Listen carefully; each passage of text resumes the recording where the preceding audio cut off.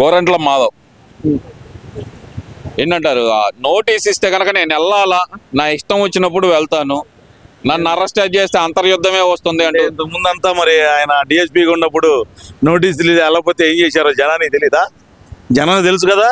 నోటీసులు ఇస్తే వెళ్ళకపోతే ఆయన ఒక వ్యవస్థలో పనిచేసిన ఆయనగా ఆ పోలీస్ వ్యవస్థలోనే ఏం జరిగిద్దో ఆ న్యూడ్ వీడియో బాయ్కి తెలుసు. అర్థమైందా?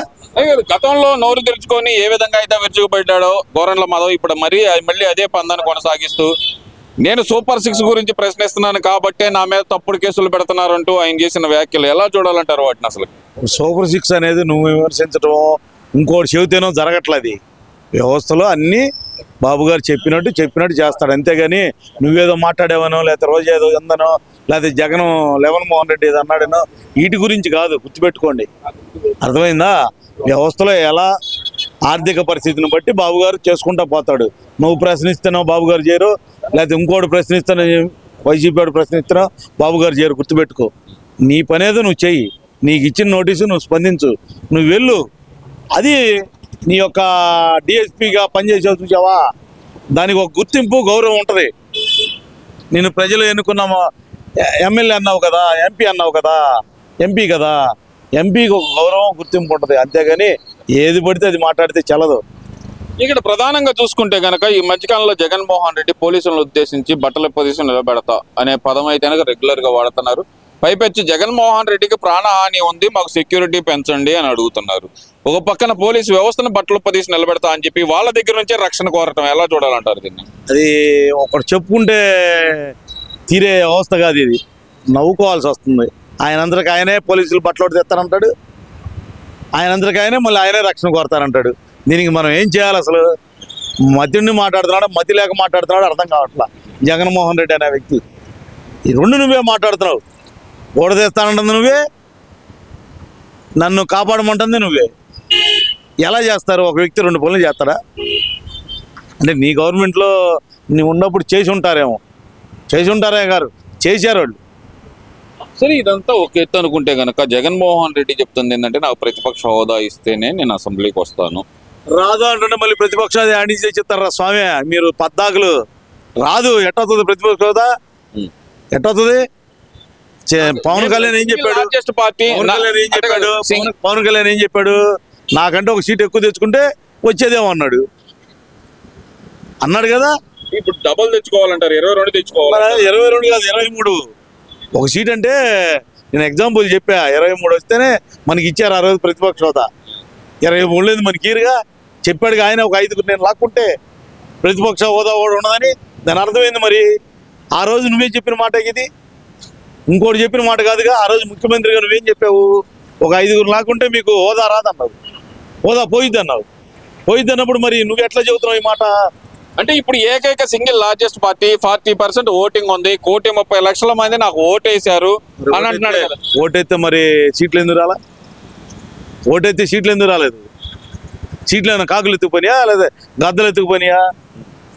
గద్దలను ఎత్తుకుపోయినాయి, సీట్లు ఏమైనా కాకులు ఎత్తుకుపోయినాయా? నీకు 40% ఓట్లు ఉండొచ్చు, నీకు సీట్లు రాలేదు కదా. 40% ఓట్లు ఉండొచ్చు, నీకు సీట్లు రాలేదుగా. రానప్పుడు నీకు వచ్చిన సీట్లకే ప్రజాస్వామ్యంలో ప్రజల అనుబంధ యొక్క వ్యక్తిగా నీకు 11 సీట్లే ఇచ్చారు. ఆ 11 సీట్లకే నువ్వు మాట్లాడాలి, అంతేగాని ఏది పడితే అది మాట్లాడితే కుదరదు. అర్థమైందా? నీకు ప్రతిపక్షాలు ఆడించి వచ్చింది అసలు. అసెంబ్లీలోకి వెళ్తే గనక అధికార పక్షాన్ని కడిగేస్తాడేమో భయపడి జగన్మోహన్ రెడ్డి ఏం కడిగాడు? ఎప్పుడు కడిగాడు? 5 ఏళ్ళు ఎప్పుడైనా కడిగాడా? నా తెలియకడుతున్న ఎప్పుడైనా కడిగితే చెప్పండి. కడిగాడా? నీకు తెలిసి చెప్పు, ఎప్పుడైనా కడిగాడా? భాష వాళ్ళు వాడిన భాష అయితే అది కడగటం అంటారు దాన్ని. అది ప్రజాస్వామ్యంలో కడగటం అంటారు దాన్ని. చండాలమైన భాష అంటారు చూసావా, అదే వాళ్ళ భాష. అందుకని ఇప్పుడు ఒక 10-12 మంది ఉన్నారు. ఈ 10-12 మందిని ఏడతారు. నువ్వేం దాచిపెట్టుకోవాల్సిన పని లేదు. ఎవరు చేసిన కర్మ కూడా అనిపిస్తాడు. గుర్తుపెట్టుకో, 10-12 మందే. వైసీపీలో 164 మంది గెలిస్తే 164 మంది లోపలేయట్లేదుగా.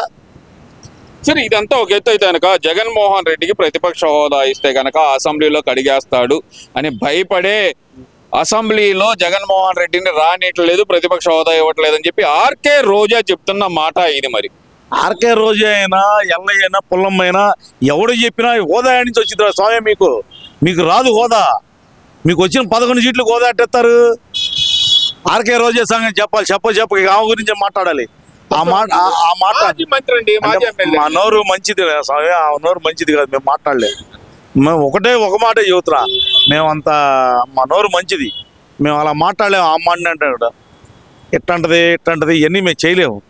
మేము మాకు ఒక వ్యవస్థలో పెరిగిన వాళ్ళం. మేము అంటే ఇప్పుడు వ్యవస్థలో పెరిగారంటే గుర్తొచ్చింది, ఆడ మనుషుల్ని తిట్టే వ్యవస్థలో మేము పెరగలా. అంటే ఇక్కడ మీరు వ్యవస్థలో పెరిగారంటే మేము ఆడ మనుషుల్ని గౌరవించే వ్యవస్థలో పెరిగాం. అడగండి ఏంటంటే, అడుగుతారండి, ఆగండి, నేను చెప్పనండి.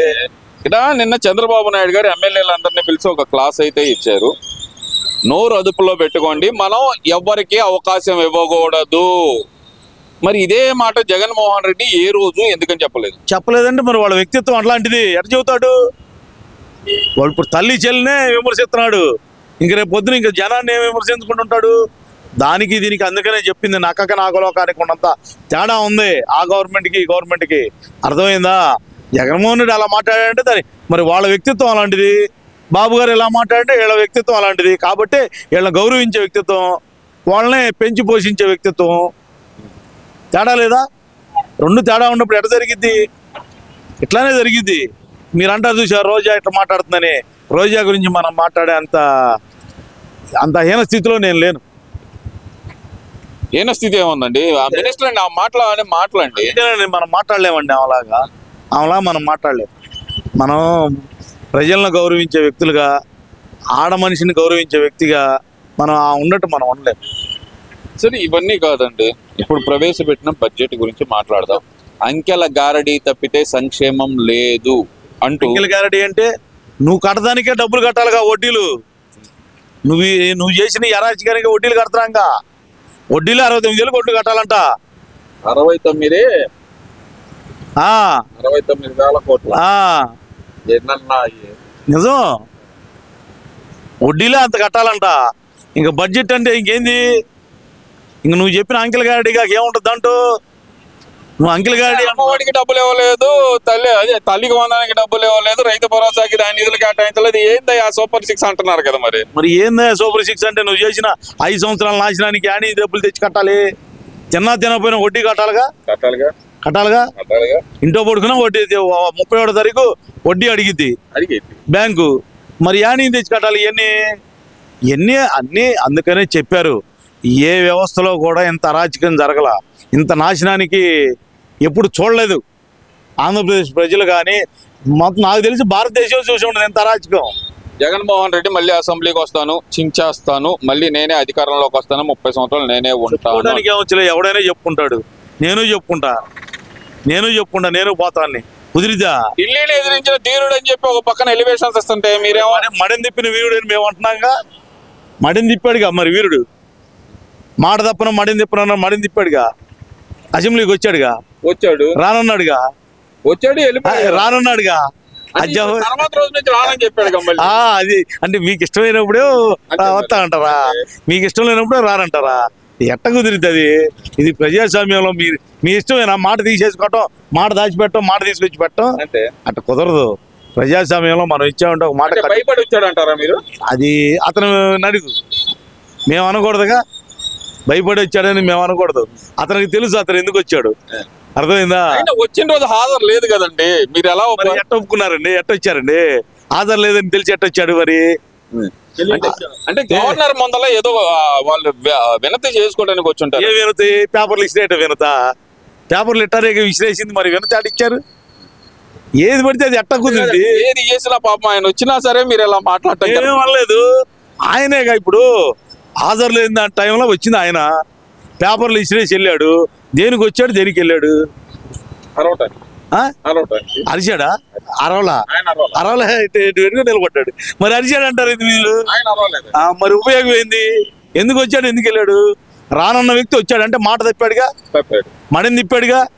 మరీ పోయాడు. ఎందుకు పోయాడు, ఎందుకు వచ్చాడు ఎవరో తెలియదు. దానికి ఒక సామెత ఉంది, నాకు అది రావట్లా. ఏది ముతక సామెత అంటారు దానికి. అది మరి అందుకనే ప్రజాస్వామ్యంలో మనం ఇచ్చిన మాటకి కట్టుబడినప్పుడే మనం 10 మందికి మన గురించి చెప్పుకోవాలి. అంతేగాని నేను ఎలా పడితే అలా ఉంటాను, నేను ఇలానే ఉంటానంటే కుదరదు.